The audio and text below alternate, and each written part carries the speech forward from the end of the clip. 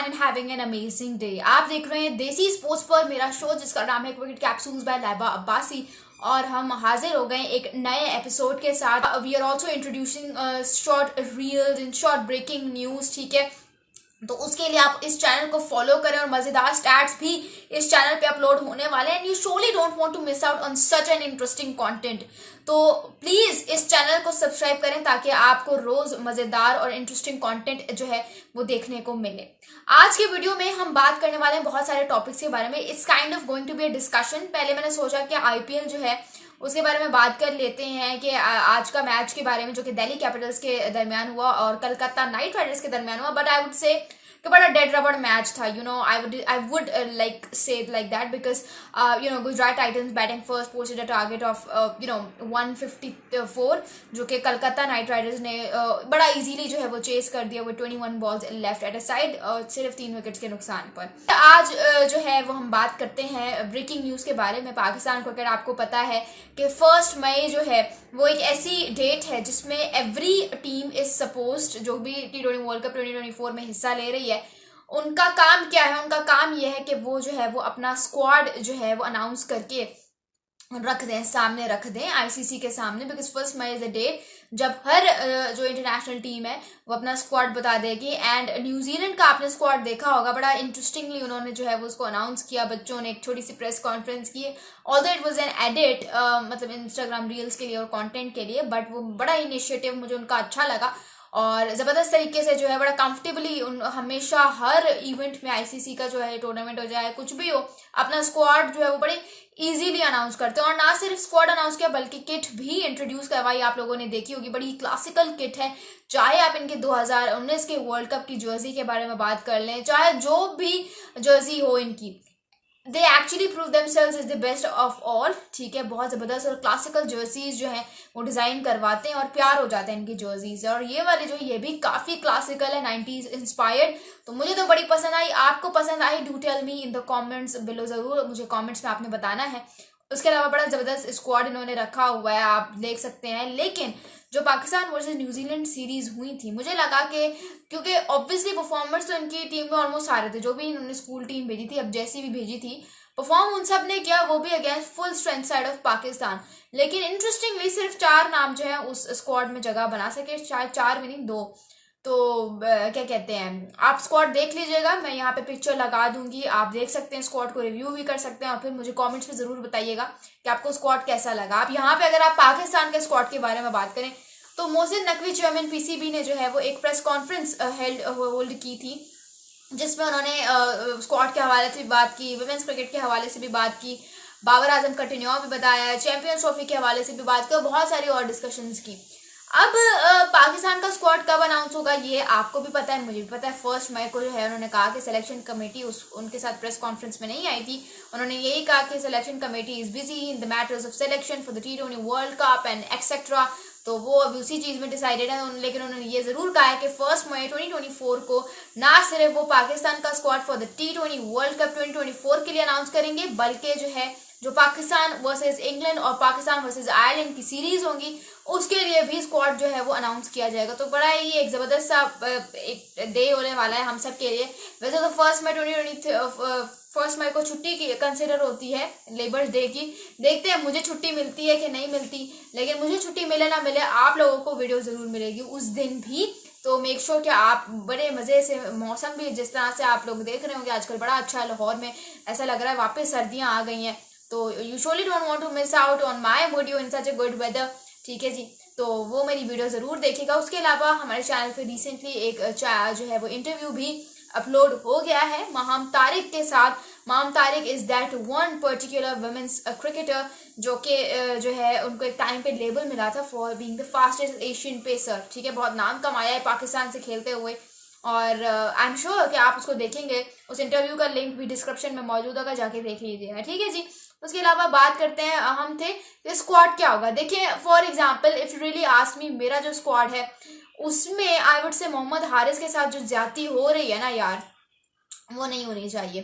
क्योंकि आजम खान को आप किस तरह से ट्राई आउट कर रहे हो T20 वर्ल्ड कप के लिए, बिकॉज मुझे लगता है आजम खान तो उन्होंने ये वाली सीरीज भी नहीं खेली, उनको उस तरह से जो है वो इतना एक्सपोजर भी नहीं है। इंटरनेशनल क्रिकेट का आई फील लाइक। तो T20 वर्ल्ड कप में आप बेशक Caribbean conditions is really good at tackling the spinners specially, और लीग्स में भी काफी हिटिंग करते रहे। I feel like he is a good option if you want to bring stability in your middle order, but at the same time think about Mohammad Haris as well, जिसपे आपने अच्छा खासा आपने उसको एक लंबे अरसे तक अपनी टीम के साथ कैरी किया, उस पर इन्वेस्ट भी किया, अब आप उसको ज़ाया हो रहे हो ड्यू टू पर्सनल इशूज़। तो ये तो फिर कहीं से बात मुझे अच्छी नहीं लग रही, जज नहीं रही।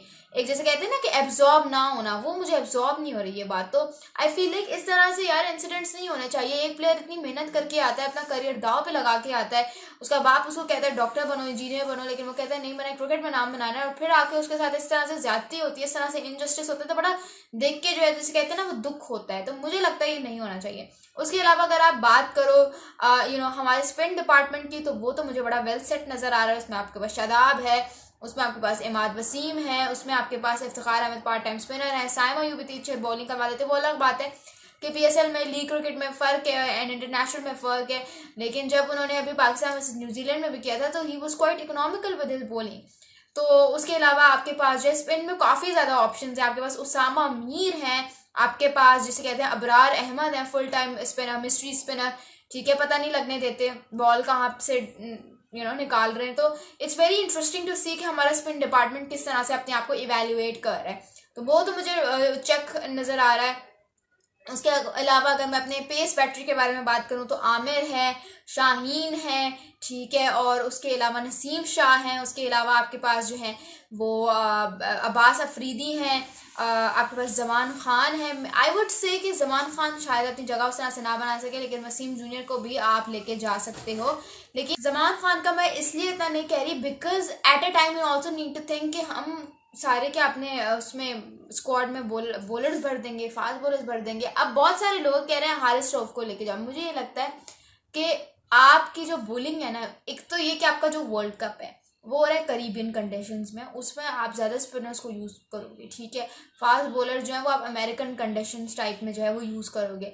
लेकिन अगर फास्ट बॉलर्स भी आप देखो तो आपके पास यार ऑलरेडी आपके पास जो है वो नसीम, शाहीन और आमिर ही काफ़ी हैं, ठीक है। अगर आप फोर्थ पेसर के साथ जाना चाह रहे हो इन केस, तो आप आई feel like you should go with Aamir Jamal इसलिए क्योंकि आपकी बैटिंग लाइनअप कर रही है बहुत स्ट्रगल कर रही है। अब एक तरफ ओपनर्स का मसला होता था तो मिडिल ऑर्डर चल जाता था, अब मिडिल ऑर्डर का मसला है, अब तो ओपनर्स ठीक जा रहे हैं। अब मिडिल ऑर्डर हमारा इतना ज़्यादा फ्लक्चुएट कर रहा है, आपने सीरीज में भी देखा होगा, इफ्तिखार अहमद नहीं चल सके, उस्मान खान नहीं चल सके, ठीक है। तो फिर एक और बैटर है फ़खर जमान भी उस तरह से ऑन एंड ऑफ दिखाई दिए। तो यहाँ पे जब आपका मिडिल ऑर्डर इतना इट्स टू अनस्टेबल, तो फिर आप जो है वो देखते हो कि यार हम बैटिंग लाइनअप को ज़्यादा से ज़्यादा बड़ा करें।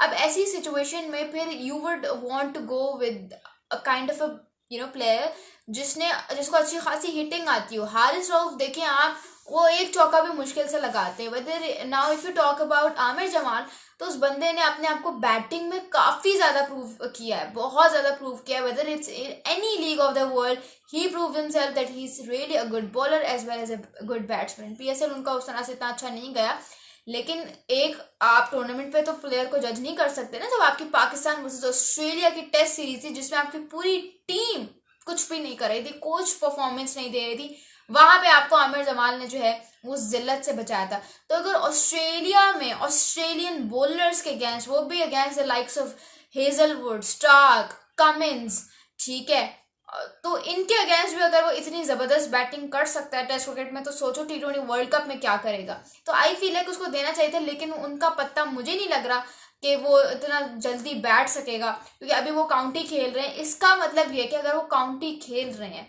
तो उनको पाकिस्तान क्रिकेट बोर्ड ने कोई साइन दिया होगा कि may be he is not in the plans for the T20 world cup. अब यहाँ पे हरगिज में ये नहीं कह रही कि हारिस रऊफ बिल्कुल ही फारिग है, उसको निकालो टीम से।